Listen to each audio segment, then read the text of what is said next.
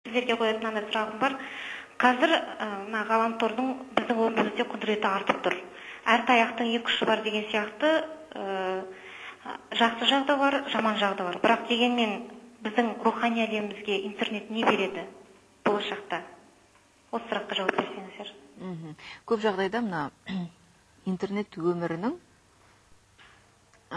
айтылған жаман сөзге жаза қолданылмайды. Мәдениеттің төменділігі бар. Тюбке салынатын информацияда мысалға кез келген ашық жатқан сайтты егер ата-анасы қадағаламаса, бала да көріп қою мүмкін. Не бір сорақылықтарды.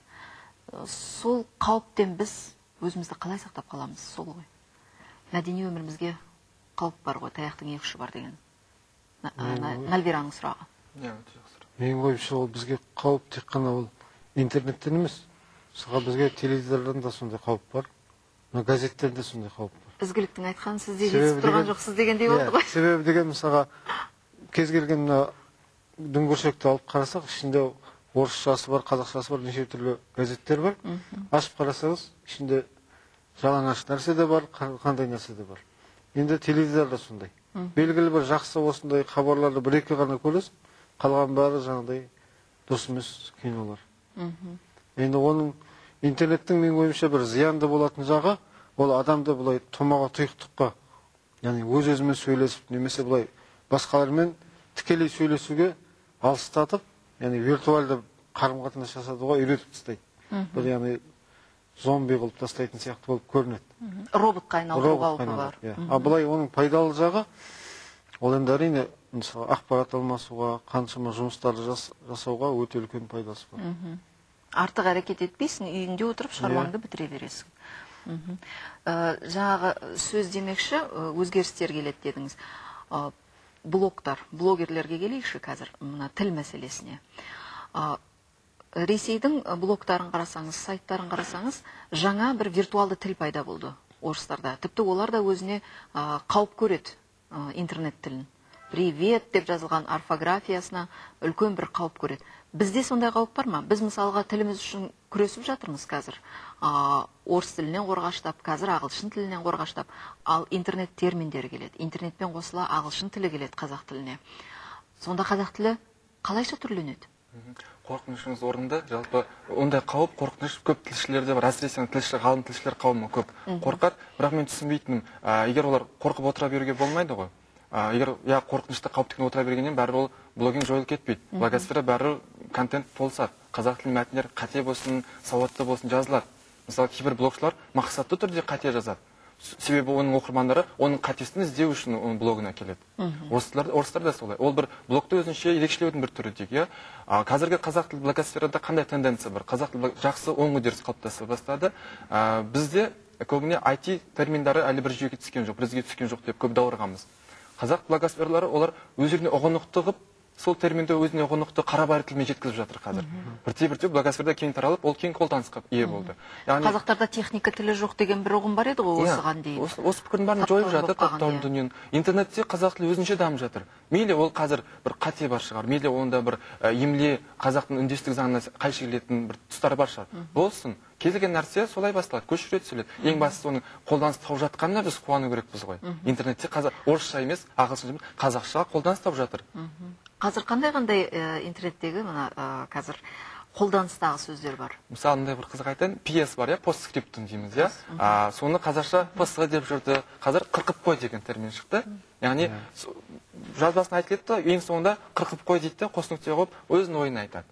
Яғни түйін деген сияқты, жай ғана түйін деп қорытынды демейді, қырқып қой дейді. Яғни өзінің экспрессивті эмоциялар еңкі бар сөз. Сонымен қатар біз қалай сөйлейміз? Күліп ватыр, айтып ватыр деп. Интернетте солай көрініп, күліп ватыр, айтып ватыр. Былай қарасаң, ол блогшы сауат жазылады, бірақ сол жаза отырып, ол бізге ой салып жатыр. Олай болса, Асқар, сіз жаңа өзіңіз филолог ретінде аңғарғаным, блогтарда мына диалектті, қазақтың диалектінде зерттеуге болады дедіңіз. Жаңа сөздер енгізіледі дедіңіз. Олай болса, осы интернеттің қазақ әдебиетіне, оның дамуына ықпалы бола ма, қалай деп ойлайсыз? яғни ізгіліктер интернет әдебиеті, интернет газеті деген сияқты. мысалы ізгіліктер атқотқанымыз өте ұнайды. Интернет ең алғашқы интернет газет.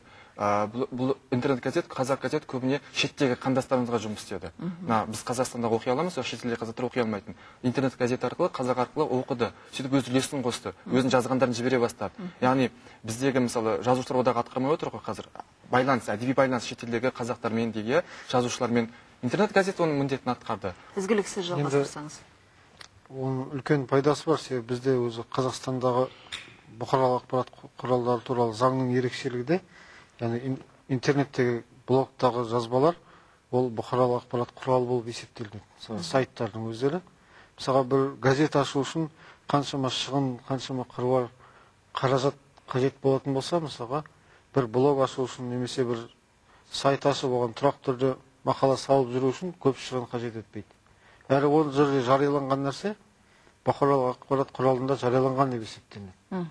Яғни оның да жақсы жағы, сонымен қатар тек қана интернет газет емес, біз газет сайтымызға мысалға интернет телевидение, интернет радио деген жағдайларында енгіздік. Мысалға кез келген осындай жиналыстарды барып, өзіміз видеокамерамен түсіріп, ютубке салып, немесе өзіміздің серверге салып, адамдарға видеосын көрсетеміз. Әлі бір ерекшелігі де, мысалға хабар болсын, басқа арналарда белгілі ғана ақпараттың бір жағын ғана көрсетеді.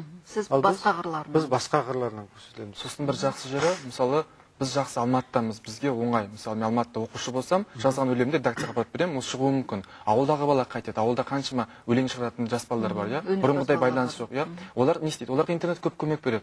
Жазған жазуын қазір блог орнатып жатыр, өлеңдерін, тырнақал туындыларын, шығармасын блог орнатып жатыр. Біз журналистер көреміз, ұнағанын аламыз, хабарласамыз, газетке тікелей шығарамыз.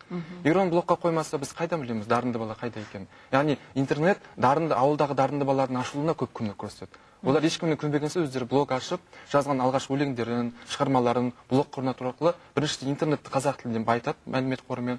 Екіншіден өздерінің қарым-қабілетін ашады. Үшіншіден ол өлеңді оқыған әдебиетшілер, сыншылар пікір қалдырады оған. Ұйқасың жақсы екен, білесің бе, сен мына кітапты оқысаң қалай болады? Яғни ауылдағы бала өседі, оған Алматыға келу қажет. Ал біздің аға буын ақындарымыз, жазушыларымыз жалпы осы техникамен сіз деп сөйлесе ме қалай, жалпы өздерінің жауабын қалай береді? Мен білетін Мұхтар ағаның өзінің сайты бар, шығармалар орнатылған.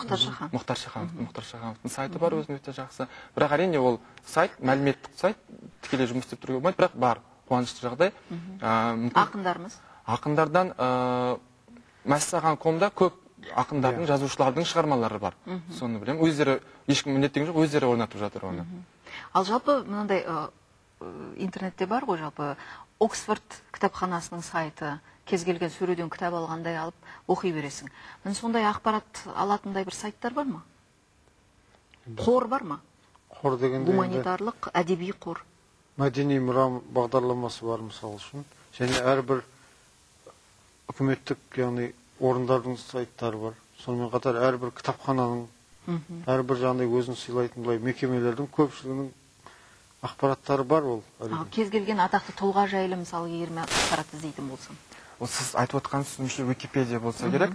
Википедиясында бірақ қазақша. Википедия қазақ тілінде бар. Бірақ Википедия белгілі бір оны мемлекет істемейді. Википедияны жекелеген адамдар жасау керек. Бізде қазақ тілінде интернет қолданушылар белсенді болып, нақты қажет түсінген кезде қазақ тілінде Википедия толысады. Қазір Википедия біздің Википедиядағы мәліметтер қоры